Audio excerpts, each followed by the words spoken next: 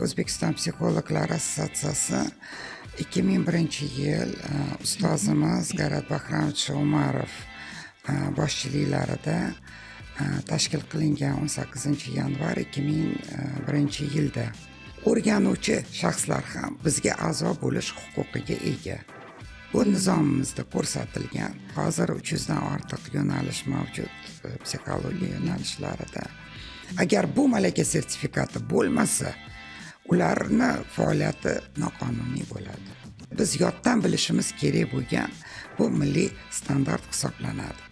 Davlat tashkilotlarida ishlayotganini ham ko'ryapmiz. Va ular yaxshi natijalar berayotgan psixologlarimiz ham kam emas. Oxirgi 10 yil ichida har yili o'qiyman. Har yili qaysidir kurslarni aynan shu sud psixologiyasiga aloqador bo'lgan. Insonning kuchli tarafi bu ichki resurs va ichki motivatsiya. Har bitta mutaxassis mana shunaqa bir taklif bergan bo'lardim. Birinchi navbatda o'zini anglashi kerak. Hammaga salom aziz kuzatuvchilarimiz. Bugungi Profi podkastining loyihasining navbatdagi mehmoni 35 yillik tajribaga ega pedagog, psixologiya fanlari nomzodi, dotsent, sud psixolog ekspert, 3-darajali adliya maslahatchisi va O'zbekiston Psixologlar Assotsiatsiyasi boshqaruv raisi Mahmudova Xulqar Tilabovna. Assalomu alaykum, xush kelibsiz. Assalomu alaykum Xulqar Tilabovna. Avvalambor bizni podkastimizga taklifini qabul qilib, qimmatli vaqtingizni ayamasdan kelganingiz uchun katta rahmat. Bugungi podkastimizdagi mavzularimiz o'ylaymanki hammamizga manfaatli bo'ladi. Avvalambor psixologlar O'zbekiston Psixologlar Assotsiatsiyasini tashkil etilishi va qachondan tashkil etilgan, uni maqsad vazifalari nimalardan iborat? Rahmat, juda ham hozirgi kundagi dolzarb va qiziqarli savolingiz uchun. Demak, O'zbekiston Psixologlar Assotsiatsiyasi 2001-yil ustozimiz Garat Bahramovich Umarov boshchiliklarida tashkil qilingan 18-yanvar 2001-yilda. Assotsiatsiyaning asosiy faoliyati rivojlanishi va asosiy faoliyati 2008-2010 yillarga to'g'ri keladi. Shu yillardan boshlab assotsiatsiya o'zini jadal faoliyatini olib borishga harakat qilgan va hozirgi kungacha demak biz faoliyat olib bormoqdamiz. Demak, assotsiatsiyaning asosiy maqsadi bu o'sha respublikamizda yagona psixologik xizmatni tashkil qilish va psixologlarni amaliy va ilmiy faoliyatga jalb qilish. Shu bilan birga assotsiatsiya a'zolarini qo'llab-quvvatlash va ularni manfaatlarini himoya qilishdan iborat. Albatta, assotsiatsiyani vazifalari juda ko'p. Bu ijtimoiy sherikchilik orqali davlat tashkilotlari bilan hamkorlik qilish yoki nogiron bor masalan muassasalar bilan ishlash yoki yuridik xizmatlar masalasida yuridik faoliyat bilan shug'ullanuvchi tashkilotlar bilan ishlash va hokazo va hokazo. Albatta vazifalarimiz juda ko'p. Uni sanab o'tira olmaymiz ham hozir, lekin asosiy maqsad shundan iborat. Bizni faxrlanadigan joyimiz ham assotsiatsiyaning tashkil etilishida. Bizni rektorimiz Shomarov Garat Bahramovichni hissalari katta bo'lgan ekan. Bundan juda ham faxrlanamiz. Va aytingchi, shu assotsiatsiyaga hozirda qancha psixologlar ro'yxatdan o'tgan? Assotsiatsiyaga kirish, ulardan ro'yxatdan o'tish tartiblari qanday? Yoki o'sha ro'yxatdan o'tgandan keyin uni tasdiqlovchi litsenziyalar beriladimi? Keling shu haqida gaplashaylik. Rahmat savolingiz uchun. Assotsiatsiyada hozirgi kunda bizda 600 ga yaqin assotsiatsiya a'zolari bor. Assotsiatsiyaga a'zo bo'lish uchun bunda birinchi talab diplom, oliy ma'lumot yoki qayta tayyorlov kurslaridan o'tganlik haqida psixologiya sohasiga aloqador bo'lgan shaxslar birinchi navbatda talabimiz shu a'zo bo'lishi mumkin. Bunda kelgan ID yoki pasport nusxasi, ikkita rasm va ariza taqdim qilinadi. Bu ko'rib chiqilib, keyin lozim topilgan shaxslarga assotsiatsiyaga a'zo degan guvohnoma taqdim etiladi. Albatta bu degani bir narsani aytish kerak, biz a'zolarimizni ichida kam qismi, ko'p deya olmaymiz, kam qismi shunday shaxslar borki, ular psixologiya yo'nalishi bo'yicha diplomga ega emas. Masalan, bu yerda tibbiyot sohasi xodimlari yoki pedagogika yo'nalishi bo'yicha xodimlar, bular o'zi uchun assotsiatsiyaga a'zo bo'lib, assotsiatsiya faoliyati bilan tanishib va bizda bo'layotgan tadbirlarda ishtirok etish maqsadida o'zi uchun psixologiya yo'nalishini o'rganuvchi shaxslar ham bizga a'zo bo'lish huquqiga ega. Bu nizomimizda ko'rsatilgan. Bu degani faqat psixologlar a'zo bo'ladi degani emas.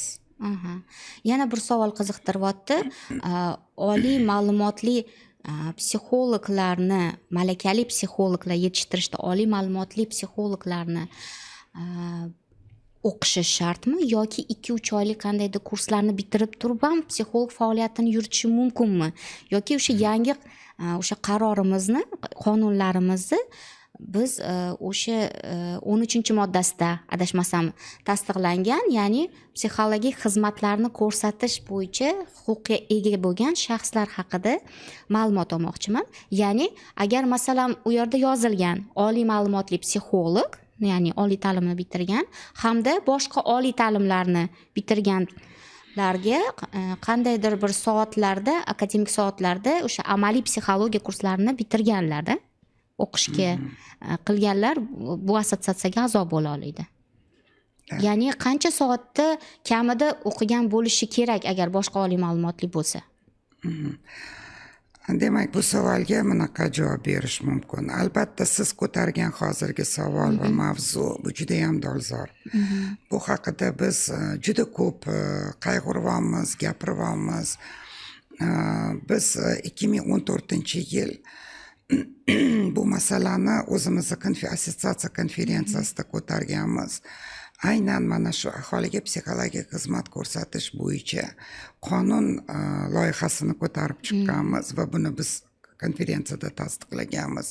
Chunki mana shu bo'layotgan jamiyatda bo'layotgan psixologiya sohasiga juda yelpi qaratgan va buni judayam bu psixolog so'zi bilan manipulyatsiya qilayotgan shaxslarni ko'payib borishi.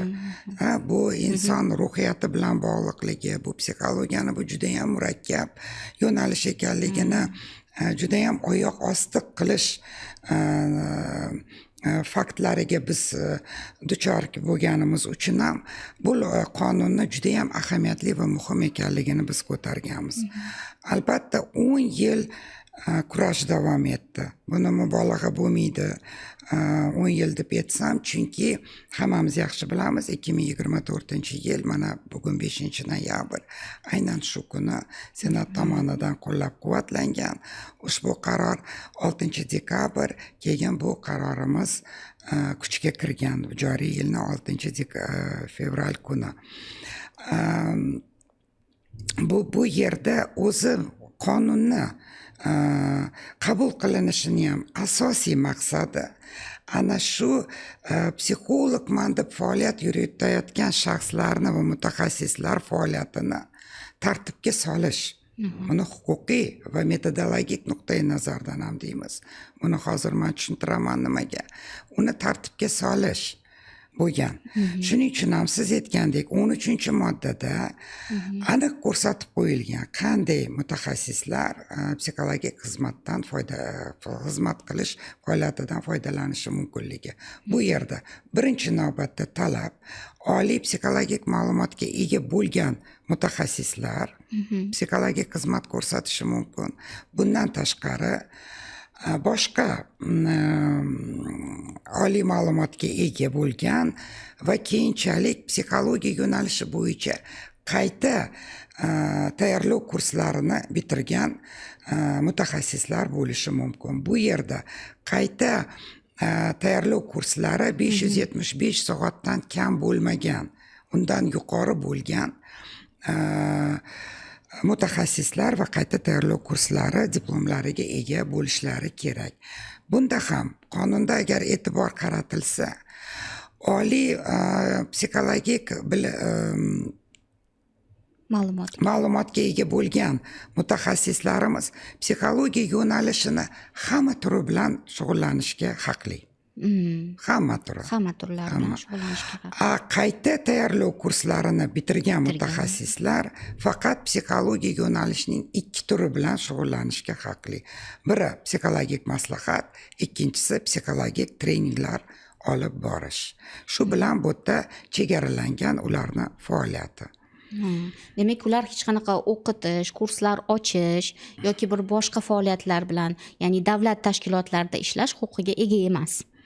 Faqatgina shaxsiy konsultatsiya, ya'ni individual tarzda konsultatsiya yoki treninglar o'tkazish. Shundaymi? Endi agar bilasizmi, davlat bu haqida qonunda so'z yuritilmagan, lekin agar masalan davlat tashkiloti shu mutaxassisga ehtiyoj his qilsa va shuni olib ishlatishni lozim topsa, ular ishlashi mumkin. Chunki bunday psixologlarimiz ko'p. Qayta tayyorlov kurslarini bitirib, masalan, juda ko'p soatli qayta tayyorlov kurslarimiz bor. 575 emas, 1700 soatli, 2000 dan ortiq soatli. Bularni hozir o'sha davlat tashkilotlarida ishlayotganini ham ko'ryapmiz. Va ular yaxshi natijalar berayotgan psixologlarimiz ham kam emas ularning ichida. Shuning uchun bu uchun uni faqat davlat o'sha qabul qilgan ishga qabul qilgan tashkilotning o'zi javobgar bo'ladi. Da, shunaqa. Ha, to'g'ri, qayta tayyorlov kurslarida ham bir qancha psixologlarni haqiqatda bir yaxshi rezultat, ya'ni natija berayotganlarni ham ko'ryapmiz. Juda yaxshi masalani ochdingiz, lekin javobgarlik baribir o'sha tashkilotni o'ziga yuklatiladi. Bu yerda endi qonun doirasidan kelib chiqadigan bo'lsak, qayta tayyorlov kurslarini bitirganlar agar psixologik yakkahol holda psixologik xizmat ko'rsatmoqchi bo'lsa, bunda faqat o'sha 2 yo'nalish, psixologik maslahat va psixologik trening yo'nalishida faoliyat olib borishlari mumkin. Endi ozgina shu litsenziyalash yoki litsenziya berilish tartiblari bo'yicha qanday yangiliklar bor yoki bularni psixologik xizmatlarni sifatini nazorat qilish bo'yicha qanday yangiliklarimiz bor? Bu ham juda ham yaxshi savol. Hozir juda ham ko'pchilikni qiziqtirayotgan savol bu. Albatta, agar e'tibor qaratilsa, mana shu qonunning 13-moddasida aynan ko'rsatib qo'yilganki, amaliyotchi psixologlar uchun milliy standart ishlab chiqish masalasi o'sha qonunda qo'yilgan. O'tgan yili 2024-yil 25-dekabr kunidagi 400-sonli Sog'liqni saqlash vaziri tomonidan tasdiqlangan psixologlarimiz, amaliyotchi psixologlar uchun milliy standart tasdiqlangan. Buni nafaqat biz qonunni, biz amaliyotchi psixologlar, agar amaliyot bilan shug'ullanmoqchi bo'lgan psixologlarimiz nafaqat qonunni, biz judayam mana shu milliy standartimizni mukammal bilishimiz kerak. Chunki bu milliy standartning ichida hammasi batafsil yozib ko'rsatilgan. Psixologiya yo'nalishini qaysi, mana masalan psixologik korreksiya deymiz, psixologik ekspertiza deymiz, psixologik profilaktika deymiz. Har bitta yo'nalish bo'yicha psixologlarga qo'yilgan malaka talablari, bilim talablari, ko'nikmalari hammasi batafsil yozib ko'rsatib ketilgan va qaysi psixologga qanday talablar va qayta tayyorlov kurslariga qanday talablar yoki oliy ma'lumotli psixologlarga talablar hammasi batafsil yoritilgan. Shuning uchun ham bizni psixologlarimiz ko'pi bu haqida ma'lumotga ega emas. Masalan, bizga murojaat qilgan psixologlarga doim biz aytamiz, shuni albatta o'qing. Bu bizni qurolimiz. Bu biz yoddan bilishimiz kerak bo'lgan bu milliy standart hisoblanadi. Endi ikkinchi savolingizga javob, demak, litsenziyalash dedingiz. Bizda qonunda ham agar e'tibor qilsangiz, litsenziya so'zi ishlatilmagan. Bizda psixologik yordam berish faoliyati litsenziyalashmaydi, litsenziya yo'q. Bunda qonun doirasida shunday talab borki, amaliy psixologiya bilan shug'ullanmoqchi bo'lgan shaxslarda malaka sertifikati olish tartibi bo'yicha yozib bildirib ko'rsatib o'tib ketilgan. Endi malaka sertifikati berish tartibini Vazirlar Mahkamasiga yuklatilgan qonunimizda agar e'tibor qilsak, hozirgi kunda biz ana shu qarorni kutish arafasidamiz. Shu kunlarda bu qaror chiqishi kerak. Endi o'zingiz ham agar qonun bilan tanishgan bo'lsangiz, e'tibor qilgandirsiz. Bu malaka sertifikati berish tartibi qanday bo'lishi juda ko'pchilikni qiziqtiryapti. Chunki qonun doirasida aytilganki, xususiy faoliyat bilan shug'ullanmoqchi bo'lgan psixolog qaysidir bir psixologlar jamiyati deymiz yoki mana assotsiatsiya ham bu как бы birlashma, psixologlar bilan uyushma. Mana shunday bir birlashmalarga a'zo bo'lishi shart degan joyi bor. Albatta bunday birlashmalar ko'p bo'lishi mumkin. Bu yerda bitta faqat assotsiatsiya faoliyat yuritadi, boshqa birlashma bo'lmaydi yoki assotsiatsiya bo'lmaydi degan tushunchadan biz yiroq bo'lishimiz kerak. Lekin albatta psixologlar qaysidir bir assotsiatsiya yoki birlashmaga a'zo bo'lishi kerak. Ana o'sha birlashma yoki assotsiatsiya orqali keyin malaka sertifikati berish tartibi ko'rib chiqiladi. O'zini qonun qoidalari bor, talablari bor, psixologlarga qo'yiladigan. Ana o'shalar amalga oshirilgandan keyin ular malaka sertifikati oladi va shundan keyin ular faoliyat yuritish huquqiga ega bo'ladilar. Agar bu malaka sertifikati bo'lmasa, ularni faoliyati noqonuniy bo'ladi. Demak, hali bu malaka sertifikati tartibi chiqqandan keyin sifat o'sha nazoratini ko'rib chiqish masalalari demak ko'riladi. Bu hozir ochiq turibdi bu masala hozir. Ochiq masala. Hulkar Talabovna, mana assotsiatsiyamizda 2014-yil qabul qilingan etik kodeksimiz, ya'ni odob axloq psixologning odob axloq kodeksimiz tasdiqlangan, qabul qilingan. Nima deb o'ylaysiz? Bizni o'sha kodeksimiz mukammalmi? Unga qo'shimchalar kiritish kerakmi, yo'qmi? Birinchidan bu axloq kodeksimiz 2014-yil o'zimizni assotsiatsiya tashabbusi bilan bu qabul qilingan kodeksimiz, axloq kodeksimiz. O'shandan beri biz har bitta masalan bizga a'zo bo'layotgan shaxsni tanishtiramiz. Unga rozi bo'lgandan keyin biz assotsiatsiyaga a'zo qilib olamiz. Albatta hech narsa bu hayotda mukammal bo'lmaydi. Doim mana даже qonun doirasida ham qonun loyihalari, qonun ishga tushgandan keyin ham vaqt o'tib unga qo'shimchalar, o'zgartirishlar kirgizib boriladi, to'g'rimi? Shuning uchun ham axloq kodeksini biz adashmasam 2 yil oldin ozgina o'zgartirishlar kirgizganmiz. Unga tasdig'i 2014-yil bo'lgani bilan yana mukammallashtirish maqsadida buni biz Adliya vazirligi bilan birgalikda qilganmiz. Hozir ancha kengroq axloq kodeksimiz. Albatta agar masalan a'zolarimiz tomonidan tashabbus bo'ladigan bo'lsa, takliflar bo'ladigan bo'lsa, buni albatta ko'rib chiqish kerak. Buni keyingi konferensiyalarimizda keyin ko'rib, qo'shimcha o'zgartirishlar qilib tasdiqlashimiz mumkin. Hulkar Talabovna, keling biroz endi o'sha sud psixologiyasi degan o'zingizni mualliflik kursingiz haqida ham biroz bizga ma'lumot bersangiz. Chunki bizni universitetda ham haqiqatda o'sha organda ishlaydigan xodimlarimiz, ya'ni talabalarimiz juda ko'p va ular o'ylaymanki shu savolim ularga ham qiziq bo'ladi. Rahmat savolingiz uchun. Endi sud psixologiyasi albatta hammamiz yaxshi bilamiz, psixologiyani yo'nalishi juda ko'p. Hozir 300 dan ortiq yo'nalish mavjud psixologiya yo'nalishlarida. Sud psixologiyasi ham bu o'sha umumiy psixologiyaning bir bo'lagi, bir qismi. Demak, bu yuridik psixologiya va yuridik psixologiyani ichidan mavjud bo'lgan bu sud psixologiya yo'nalishi hisoblanadi. Endi bu borada men nima deyishim mumkin? Endi bu yerda agar o'zimni amaliyotimdan yoki o'zimni yo'nalishim bo'yicha aytsam, men albatta boshqa bir mutaxassislar singari uzoq yil psixologiya olamida yashab, sohasida ishlab, sud psixologiyasiga kelib qolmaganman. Bu taqdir taqozosi bilan universitetni bitirgan yilim bizga Sog'liqni saqlash vazirligi tomonidan ruhiy klinik shifoxonaga taklif bo'lgan, psixolog mutaxassislar kerak deb.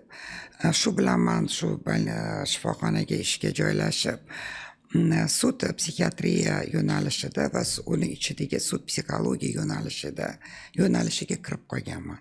Shu taqdir taqozosi bilan mana 36 yil bo'libdiki, bu mana psixologiya yo'nalishidagi eng asosiy va mukammal mani yo'nalishim. Men masalan psixologik maslahat, psixologik korreksiya, psixologik profilaktika ishlari bilan shug'ullanmayman. Mani bir umrli mutaxassisligim, kasbim desa bo'ladi. Bu sud psixologik ekspertizasi va sud psixologiyasi hisoblanadi. Men mutaxassis sifatida bitta narsani ayta olamanki, albatta psixologiya o'zi umuman murakkab soha. Murakkab, juda. Chunki hozirgi kunda hammamiz yaxshi bilamiz, psixologiyani kirib bormagan sohasi yo'q. Bu injenerlik bo'ladimi, kibernetika bo'ladimi, tibbiyot bo'ladimi, huquqshunoslik bo'ladimi, hamma sohalarda pedagogika, hamma yoqda psixologiya kerak. Sud psixologiyasi deganimizda men bitta narsani amin holda ayta olamanki, bu juda ham murakkab, psixologiya sohasining ichidagi eng murakkab yo'nalishlaridan bittasi desam mubolag'a bo'lmaydi. Chunki ekspert psixolog, sud ekspert psixolog deganda bu juda ko'p keng qamrovli bilimlarga ega bo'lish kerak bu sohada. Bu yosh davrlar psixologiyasini yaxshi bilish kerak, psixiatriya yo'nalishini yaxshi bilish kerak. Chunki juda ko'p hollarda biz o'sha ruhiy xasta odamlarga yoki ruhiyatida og'ishlar mavjud bo'lgan shaxslar bilan ekspertiza o'tkazishga duch kelamiz. Yoki gerontopsixologiya deymiz, qarilar psixologiyasini yaxshi bilish kerak. Chunki aksariyat holatlarda oxirgi paytlarda bu yo'nalishda ham sud psixologik ekspertizasi kengayib boryapti. Va umuman olganda bu sud psixologiyasi Sovet davridan hozirgi kunda tubdan farq qiladi. Bu yo'nalish tubdan farq qiladi. Chunki oldinlari sud psixiatriya yetakchilik qilgan doim. Hozirgi paytda sud psixologiyasining yo'nalishlari juda kam bo'lgan. Juda mana fuqarolik ishlarida umuman ko'rilmagan ekspertiza o'tkazilishi, hozirgi kunda bolalar masalasi bor, ma'naviy zarar yetkazish masalasi bor yoki iroda nuqsoni deymiz. Masalan, qarilarda o'zini hadya qilish shartnomalari, oldi-sotdi shartnomalari bilan bog'liq jarayonlardagi ekspertiza turlari. Jinoyat ishlarida ham hozirgi kunda 20 ga yaqin yo'nalish paydo bo'lgan sud psixologiyasida. Endi tasavvur qiling, buni qanday jadal rivojlanishida ekspert psixologdan qilinadigan talablar. Biz ham bu narsaga yetishimiz kerak, tayyor bo'lish kerak. Ekspert psixolog. Shuning uchun men agar o'zim amaliyotimdan kelib chiqsam, 36 yillik tajribaga ega bo'lsam, oxirgi 10 yillik ichida har yili o'qiyman. Har yili qaysidir kurslarni aynan shu sud psixologiyasiga aloqador bo'lgan. Mana Kaluga davlat universiteti bilan biz juda hamkorlik masalalari yaxshi o'rnatilgan. Bizda ularda juda katta laboratoriya bor. Sud ekspertiza va kriminalistika laboratoriyasi.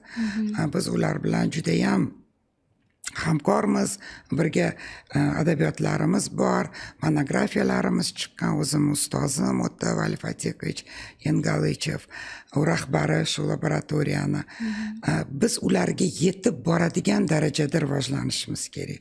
Uning uchun bizdan nima talab qilinadi? O'qish, bilim, malaka oshirish va hokazo.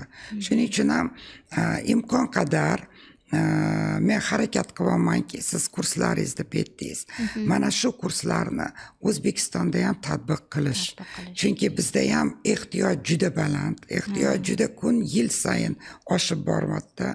Shuning uchun ham biz haqiqiy sud ekspert psixologlarini tayyorlashimiz kerak. Mana shu bilim va malaka ko'nikmalarga ega bo'lgan. Chunki bu yerda nafaqat biz psixologik bilimlarni qo'llaymiz. Sud ekspertiza faoliyatida biz yuridik bilimlarni, huquqshunos bilimlarini ham egallagan bo'lishimiz kerak. Bu yerda biz parallel ravishda olib ketishimiz kerak. Chunki juda ko'p xulosalarni masalan biz o'qiymiz, tahlil qilamiz. Bu umuman na metodologik, na protsessual talablarga javob bermaydigan xulosalar juda ko'p. Shuning uchun ham biz qaror qilganmizki, mana bu kurslarim 4-5 yildan beri davom etib kelyapti. Har yili bu kursni biz qo'yamiz. Bir yilda 2 marta yoki bir yilda 1 marta yaxshi natijalar beryapti hozir bu kurslarimiz bizni. To'g'ri aytdingiz. Hozir sizni so'zlaringizni eshitib, gaplaringizni eshitib, qay darajada buni mas'uliyatli yo'nalish ekanligini tushundim. O'zi har bir psixologiyani o'rganaman desangiz, buni chegarasi yo'q-da. Qancha bo'lsa ham, necha yil bo'lsa ham shu aynan psixologiyani o'rganib bir oxiri yo'q deyman. Menimcha o'ylayman, har bir malakali psixolog har doim o'zini ustida ishlab, albatta malakasini oshirib, bilim, daraja, o'sha kerak bo'lgan o'zida yetishmayotgan barcha sohalari bilan ishlash kerak deb o'ylayman. Chunki insonni ruhiyati bilan ishlash bu bir qanaqadir mas'uliyatda, bir aniq formula yo'q-da. Inson psixikasi bilan ishlash bu aniq bir formula yoki bir qanaqadir qolipga solingan narsa emas-da. Chunki har bitta inson betakror, har biri individual, har biri bilan ishlash uchun albatta psixologlarimiz ham o'zini malakasi ustida ishlashi kerak deb o'ylayman. Pulkar Tilabovna, mana shuncha faoliyat yuritasiz, shuncha joyda ishlaysiz. Ya'ni bunda sizni shaxsiy hayotingizda, ish faoliyatingizda o'zingizni asosiy manbaingiz nima deb o'ylaysiz? Insonni eng kuchli tarafi nimada deb o'ylaysiz? Bu juda ham qiziqarli savol. Insonni kuchli tarafi bu ichki resurs va ichki motivatsiya. Albatta. Agar insonda ichki motivatsiya bo'lmasa, bu juda ham qiyin masala. Masalan, meni o'zimni ichki kuchim va motivatsiyam bu meni kasbimda deb bilaman. Men qanday og'ir holatlarga hayotimda tushgan bo'lsam, qanday bir negativlar bilan to'qnash kelgan bo'lsam, menga yordam bergan, meni shunaqa bir depressiya holatiga tushmaslikka yoki qandaydir bir boshqa bir og'ir holatlarga tushmaslikka yordam bergan narsa meni kasbim. Shuning uchun biz kasbimizni sevishimiz kerak va motivatsiyani hech qachon yo'qotmasligimiz kerak. Mana bu bizni ichki kuchimiz. Albatta qo'shilaman bu gapingizga. Juda ham xursandman va shu bizni mana profi talabalari ham yetishib chiqishyapti. Yosh mutaxassislarimizga, umuman psixologiya yo'nalishida ta'lim olayotgan talabalarga, ya'ni yoshlarga sizni bir maslahatingiz yoki ularga aytmoqchi bo'lgan so'zlaringiz bormi? Albatta, bu mutaxassislikni buni kasb qilib tanlagan, demak har bitta talaba o'zini qandaydir ichki ishonchiga tayangan holda bu kasbni tanlagan. Demak, ularni tabiiy ravishda ichki resurslari bor. Insonlarga yordam berish, ularga ko'maklashish. Demak, buni doimiy ravishda o'stirib borish kerak bunday xislatlarni. Albatta, har bitta mutaxassis mana shunaqa bir taklif bergan bo'lardim. Birinchi navbatda o'zini anglashi kerak. O'zini kimligini bilib olishi kerak. Undan keyingisi bu nafaqat biz nazariy bilimlarga tayanib qolmasligimiz kerak. Tayanish emas. Bu yerda amaliyotni nazariy bilimlar bilan birga hamohang olib borishimiz kerak. Chunki juda ko'p holatlarda biz ko'ramiz, juda yaxshi nazariyani biladigan mutaxassislarimiz bor. Lekin agar amaliyotda ularni qo'llash so'ralganda oqsoqliklarni kuzatishimiz mumkin. Chunki psixologiya shifokor sohasi singari. Amaliyot bilan chambarchas bog'liq. Shuning uchun ham bu amaliyotni mukammal o'rganib, doim o'zini ustida ishlab borish kerak. Undan tashqari empatiya deymiz, empatiya boshqalarga nisbatan hamdardlik xususiyatlarini, birovlarni tushunish, his qila olish, ularga hamdard bo'la olish. Mana bu xususiyatlarni ham albatta biz doimiy ravishda o'zimizda shakllantirib borishimiz kerak. Va bundan tashqari siz to'g'ri aytdingiz boshida, o'zimizni ustimizda ishlashdan to'xtamasligimiz kerak. Albatta. Bu eng muhim jarayon hisoblanadi. Endi ko'rsatuvimizni eng an'anaviy savoliga o'tadigan bo'lsak, siz uchun bir so'z bilan agar aytganimizda psixologiya bu nima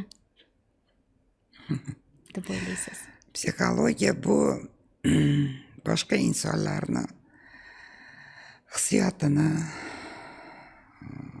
ichki dunyosini, xatti-harakatlarini baholashga qaratilgan yo'nalish psixologiya. Albatta biz psixologiya deganimizda nafaqat akademik yoki klinik yo'nalishlarni e'tiborga olmasligimiz kerak. Hozir ko'rganimizda jamiyatda xalqimiz ichida e'tibori qanchalik katta psixologiya yo'nalishiga. Chunki psixologiya bizni kundalik hayotimizda ham hozir kerak bo'layotgan sohalardan bittasi. Oddiy odamlar bilan muloqot qilish yoki qandaydir bir tushkunlik holatiga tushib qolganda o'zingga o'zing motivatsiya berib, o'zingga o'zing yordam berib chiqib ketish. Mana shunday bilimlarni ham o'rganish, bu hammasi psixologiya. Что-то не то ketdi. Xulqar Tilabovna, bugungi sonimizga taklifimizni qabul qilganingiz, biz bilan suhbat qurganingiz uchun kattakon rahmat. Sog' bo'ling, salomat bo'linglar. Sog' bo'ling.